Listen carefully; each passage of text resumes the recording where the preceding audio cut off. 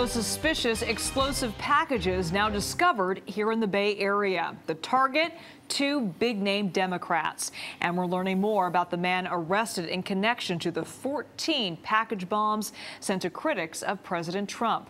Cesar Sayoc. He was taken into the FBI field office in Florida this afternoon. Now we have team coverage on this developing story from coast to coast. Let's begin with KPIX5's Emily Turner, who is live at the Postal Service facility in Burlingame. Emily?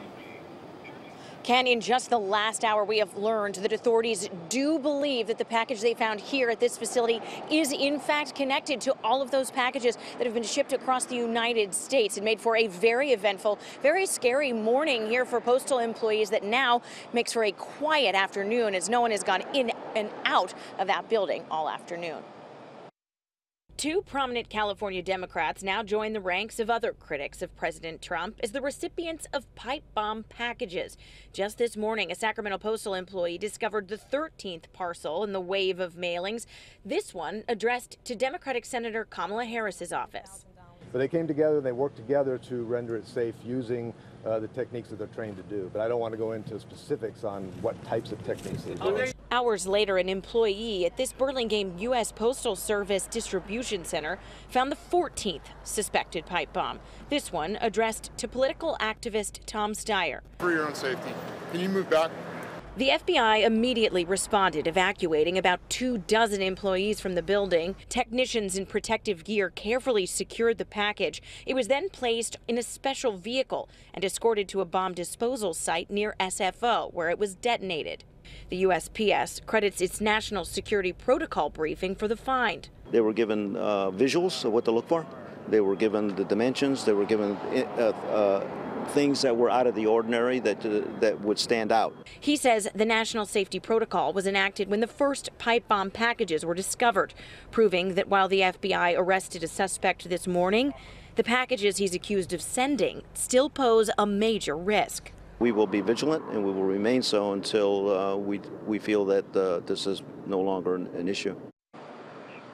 Now, the FBI has not spoken publicly on this particular package yet. Neither has the inspector for the Postal Service. Both say they're being very tight-lipped because of the nature of this investigation, which, of course, is now nationwide. However, they will be posting updates to their Twitter account, which I am keeping a close eye on. Emily, thank you. We asked our security analysts about building a case against this suspect. Yeah, here's what former FBI Special Agent Jeff Harp had to say. For someone to be able to handle these devices and these packages so carefully that they don't leave any kind of footprint is highly unlikely. He's a criminal and has a criminal history, so those fingerprints are on file, and it doesn't take long to start piecing those things together. So why was Tom Steyer targeted? Well, he's a San Francisco billionaire philanthropist and a liberal activist. Steyer is also an outspoken critic of President Trump. He has been running ads since last year saying the president should be impeached. In that push, he is at odds with most national Democrats who have been trying to tamp down any talk of impeachment. And here's the website for Steyer's nonprofit, Next Gen America. It tries to educate people on liberal priorities. KPIX5 political reporter Melissa Caen has more on Steyer's efforts. Melissa? Yeah, we're here in Pacific Heights. It's one of the wealthiest neighborhoods in San Francisco, and it's where Tom Steyer has one of his 2 houses in the city. And we talked to his neighbors who say he is a good man, a good neighbor, and they're happy that he is safe tonight. Tom Steyer is a billionaire who is devoted to environmental causes. And in the 2016 election, he spent $74 million supporting Democrats. Radical activists like Tom Steyer have promised to spend more than $70 million this election to get Clinton and Democrats like her elected. And since then, he has spent tens of millions of dollars on a campaign to impeach President Trump. He's in direct violation of the Constitution. If that isn't a case for impeaching and removing a dangerous president, then what has our government become? In October of last year, Steyer ran an impeachment ad during one of the president's favorite shows, Fox and Friends. That day, the president tweeted, "Wacky and totally unhinged Tom Steyer, who has been fighting me in my Make America Great Again agenda from the beginning, never wins elections." And while the president has not talked about or tweeted about Steyer in a year, Steyer is continuing the impeachment campaign, even tweeting today, "We're thankful that everyone we work with is safe. We are seeing a systematic attack on our democracy that extends much further than just one isolated terrorist in Florida. That's why we are running an impeachment petition to end the culture of lawlessness in our country." Now, we just learned yesterday, actually, that Tom Steyer plans to spend $16 million supporting Democrat candidates in just the 10 or 11 days between now and Election Day. Melissa Caen, KPIX 5. Here's a live picture from Charlotte, North Carolina. President Trump is holding a campaign rally for Republican candidates there. He started by congratulating the FBI for today's arrest. The president went on to condemn political violence and called for unity, but then he turned to blame a familiar target.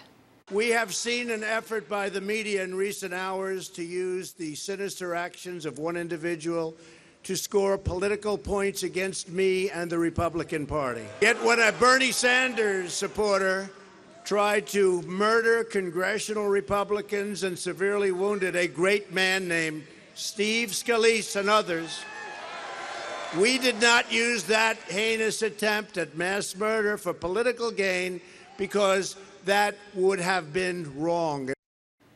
Well, as for the suspect, we're learning that he is a Florida resident and he has a lengthy rap sheet. This comes as the FBI warns this could be far from over. CBS reporter Hilary Lane is in New York, where another package was found just this morning. Hilary? Ken and Liz, we've learned in those packages the suspect included piping and a potentially explosive material, along with a clock and batteries. Another package was found at this mail facility behind me earlier this morning. The FBI continues their investigation. Police led Cesar Sayoc into the FBI field office in Miramar, Florida, Friday afternoon. The 56-year-old is being charged with 5 federal crimes in connection with a series of explosive devices sent to prominent Democrats and CNN this week. The FBI arrested Sayoc in this parking lot near an auto parts store in Plantation, Florida this morning. I want to focus for a moment on the amazing work of our folks at the FBI lab. Based on their initial analysis, they uncovered a latent fingerprint from one of the envelopes containing an IED that had been sent to Congresswoman Maxine Waters. Sayoc, a South Florida resident originally from New York, has an extensive criminal record. Social media shows him at Trump rallies, and the van was covered with anti-Democrat and pro-Trump stickers. President Trump condemned the violence and promised swift justice. These terrorizing acts are despicable and have no place in our country.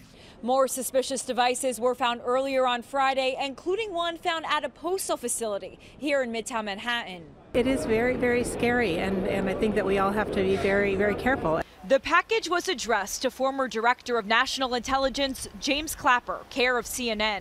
Other devices found Friday targeted Senators Cory Booker and Kamala Harris and a prominent Democratic donor. The FBI says the devices are real and there may be more of them still out there. And the suspect was born here in New York. He's facing up to 50 years behind bars. Live in Manhattan, Hilary Lane, KPIX 5.